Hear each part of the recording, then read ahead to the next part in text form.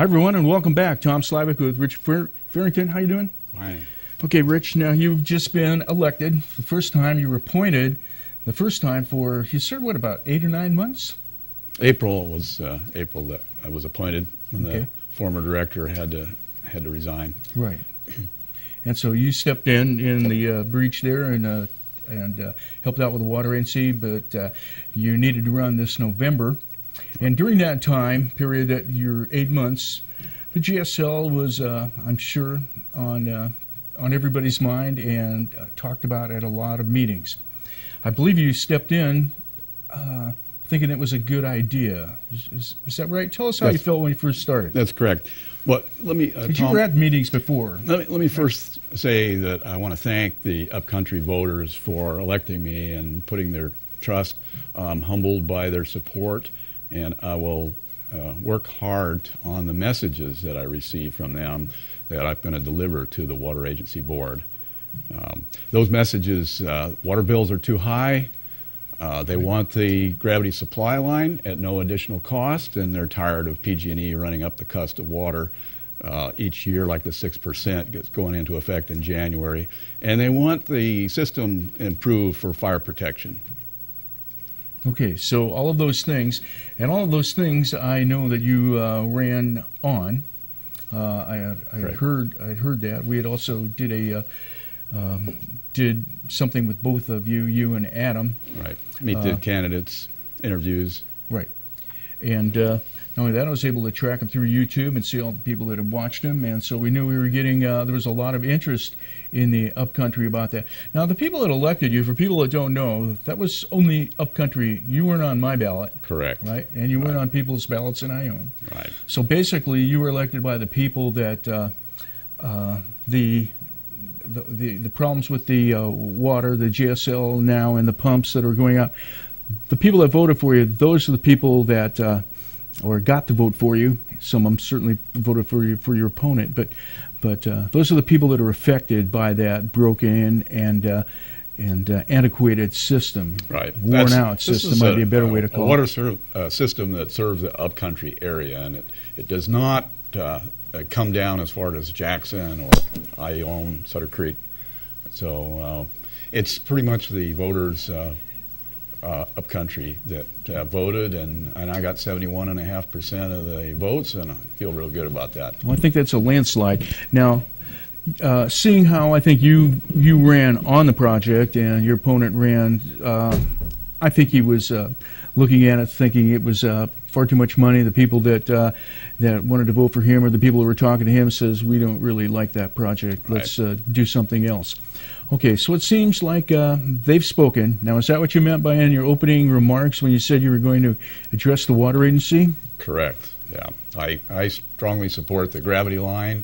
You know, our drinking water comes from melted snow in the high country, and it makes an awful lot of sense to run that down on a pipe by gravity and not let it go down the river canyon and then pay PG&E to pump it up over 1,000 feet. Okay.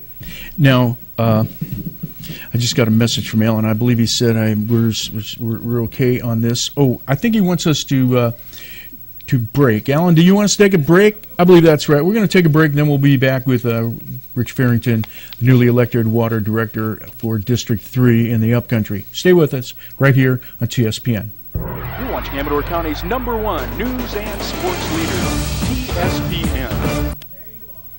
Hi, everyone, and welcome back. Tom Slivick with Rich Farrington, newly elected Water Agency Director for District 3 Upcountry. And Rich, I wanted to ask, before the election, not long before the election, in fact, for maybe the whole time, but before, that you were on the board, the GSL was always up for discussion and how to pay for it, whether or not 218 be needed and all these things. And I don't want to say right before the election, but shortly before the election, it seemed like the board maybe folded up the tent and said, we're going to go back and take a look at everything all over again. Now, do you feel with the election results that you received, with the heavy mandate, I don't want to use mandate, but with the heavy voters saying that they liked what you were running on, are you going to go back to the water agency and say, hey, maybe we should look at those plans, maybe you don't have to be so shy about seeing if voters want to pay that bill? Right. In fact, I started that process last week. Okay. I am pushing to kind of reverse here a little bit and reconsider the different options as to how we're going to fund the gravity line. I feel that there is a strong mandate. People want this gravity supply line, but they don't want to pay a huge, increase. In fact, I'm still thinking that there's a way to build that for no increase in the current customer water bills. So we're going back and kind of looking at there are three different options on the funding, and that's what we're investigating right now. Okay. The staff has gone back to get some more information. It seemed to me a big part of the making it not cost much to the customer was getting rid of the PG&E bills. Exactly. And once you got rid of, in other words, once gravity was working for you, you didn't have to pay for those pumps. And I have a well, so I know how much it costs a pump. I just have a 220 pump that has to bring it up 300 and some odd feet for just my household. So I can well imagine the costs and the size of the pumps that are required for the upcountry. But when that cost goes away, is that how it's planned so that the customers, the consumers up there, don't have to pay as much money? Is that the key? That's a big part of this. That plus a 40% grant from the federal government. And a 60% low interest loan at 2 3/4%. I don't like additional debt, but the water agency is facing a crisis right now with the failing pumping system, and then looking at PG&E annually increasing the cost of electricity to pump that water. We're looking at 6% increase in January. Getting water by gravity is just a better way. The water agency in the last couple of years has paid over $250,000 just for PG&E to pump the water, and like I said, it's going up 6%. And that plus the cost of maintaining the pumps, there is a little adjustment for PG&E where if we take water away from that they can't use for generating electricity, there's a little charge there, but it's not significant. Still we're looking at upwards of $300,000 saved by going to the gravity line on PG&E and maintenance on the pumps. The other part, like I said, is a 40% grant. That's if the agency doesn't take advantage of this and get the GSL under construction by next September, we're going to lose $5.1 million coming into the county. And I support bringing as many local jobs as we can because of the economy, and I'm hoping that some local contractors can help with this project. That plus the agency is proposing an adjustment of the service charge for the 4 different areas that they serve, so that all the common costs are shared equally. And I think that the upcountry area has been paying really more than their fair share. And I think through this process that I think we can come out with a gravity line, no PG&E pumping costs, and no additional water bills for the existing AWA customers. Okay. I don't want to put you on the spot, but what is the hardest part maybe to sell then now to the consumers of the Amador Water Agency's water?